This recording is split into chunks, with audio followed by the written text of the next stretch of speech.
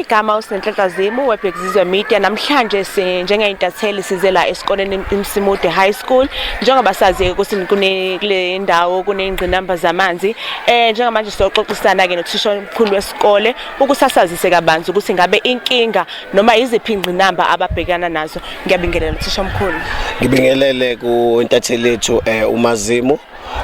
Siyabonga kakhulu ukuthi kungenelele umphakathi kusimo esibhekene naso siyisikole kodwa sibe siqala emphakathini. Kule ndawo esikuyona amanzi awekho.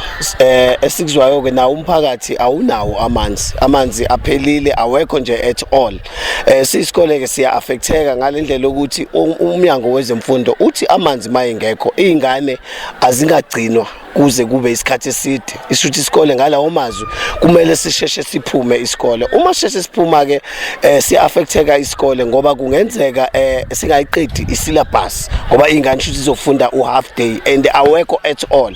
Siyacela ke ukuthi ke siyisikole umasipala ungenelele namalunga omphakathi nobuholi bomphakathi busilekelele ekulungiseni indaba yamanzi. Sesasakha ke ubudlelwane nesinye isikole esiwumakhelwane esine borehole ukuthi sisilekelele ekuthenini nathi sisicuthise sisincikise kwiborehole sikwazi ukuthola amanzi. And lonto ke iaffecta ienrollment uma ukuthi lento yamanzi ayizulunga. Singayithola siwumsimude singasenazo izingane ezanele ekutheni isikole sikwazi ukufunctiona. Singayithola siwumsimude singasenabo othisha ngoba uma ngabe yehla ienrollment yesikole lonto iphoqa ukuthi othisha baphume la emsimude basiwe kwezinye izikole ngoba thina sizobe sesine number encane yezingane ekubeni izifundo zibe zifundwa zonke ngoba azincishiswa izifundo ziyasala izifundo njengoba zinjalo ezikoleni kodwa sithola othisha bayancishiswa bathathwe esikoleni esinezingane ezincane basiwe esikoleni la kunezingane khona eziningi bese isikole siya affecteka ngoba ngobheka kwethu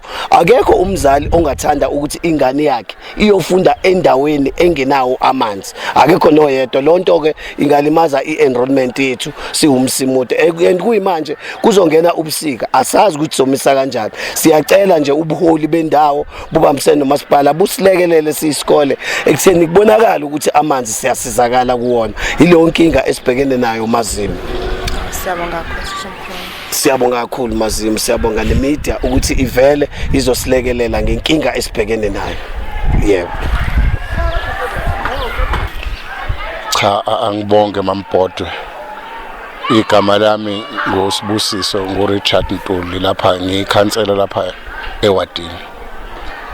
Inkinga yamanzi ayiqali namhlanje. It's a serious issue. Engicabanga ukuthi kuphela iminyaka edlulile mhlambe eminyakeni ewu10. Amanzi la uthola ukuthi abantu abagculisekile abawatholi. Kodwa ke lolu daba sengiqalile siyalisebenza ngoba ngalesikhathi sasicela ama boreholes wokuthi ngoba infrastructure yabonakala ukuthi iyahloleka ukusupplyela abantu amanzi akube khona ama boreholes. Salinda ke ama boreholes ukuze abantu bakwazi ukuthola. Sibese siba nomhlangano ngolesihlanu lapho obucelwe khona uSpeaker. La uSpeaker bekhombisa khona ulaka lakhe lokukhombisa ukuthi the senior officials akamasipala awakuthatha notice ukuzobheka umonakalo wamanzi kaZayeka nasezinye kwendawo. La igcine khona ukuthi sekufune babhalele incwadi yesibili ezoqinisekisa ukuthi bazoba khona to the next meeting ukuthi bachaze ukuthi yini into ehluleka ukuthi bazolungisela abantu amanzi kwaZayeka. Okubhlungu kakhulu ke engikubukile kwangangiphatha kahle ukuthi noma esefakwa ama boreholes afakiwe emawadini aseduze afaka kwa ward 1 wajombo wa 2 kwaye kwa ward 3 kwaye kwa ward 4 wajonjwa nje wa 2 wanganakwa ukuthi kunesidingo sokuthi abantu bathola amanzi. Khansela ngabe kuphuke office ukudlulisa nje emphakathini njengekhansela. Engifisa ukudlulisa emphakathini ngidlulisa ungaphatheki kahle nokukhalisana kanye nomphakathi kodwa siyathemba ukuthi ishe yamanzi izofika la kufuneke ifike khona ngoba ngilihambisile udaba ngabhala nencwadi ngayisa kaCopter eshoyo ukuthi we need assistant wokuthi abantu abakwazi ukusizakala. Ikhona incwadi ngibhalile ngokulandela inhlupheko yabantu bakwazayeka abahlushwa amanzi. Lokhu ngeke ngakusho kwibhekizizwa media kade nginterview ukuthi kuyihlazo nje ukuthola ukuthi kuthiwa akwenziwe i-auditor yamanzi kodwa abantu bengenawo amanzi bazokhokhelana abantu amanzi engekho. Aqale kulungiswe infrastructure 1 bese kulungiswa ioffice la abantu bezokhokhela khona ama services akamasipala ngoba kubalekile ukuthi abantu bakhokhela ama services akamasipala. Awukwazi ukuthi abantu abakhokhela amanzi avela ngekho.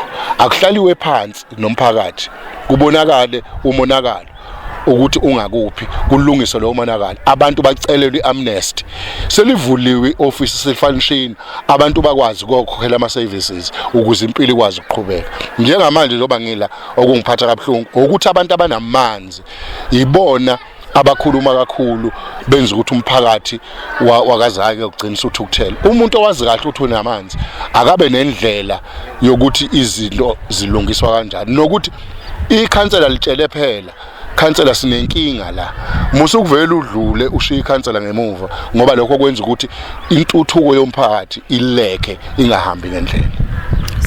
Thank you very much.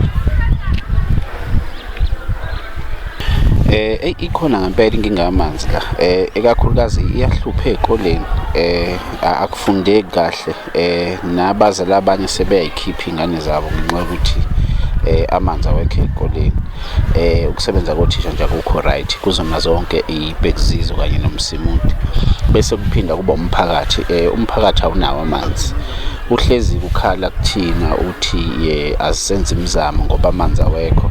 Kuningi ke sesikwenzile ngomhla ka12 kuJuly ngeke ngahlala phansi nobaba umeya umzi sakhuluma lenkinga yamanzi wangitshela ukuthi inkinga ba-aware ngayo zikhona inhlelo abazizamayo njengomasipala nakuba ke singakaziboni thina ngoba zingakafiki kuthina okuveza ukuthi le inkinga abayaziyo khona okulungiswayo okungenzeka mhlambe esikhathini esingangonyaka sibe sekulungile.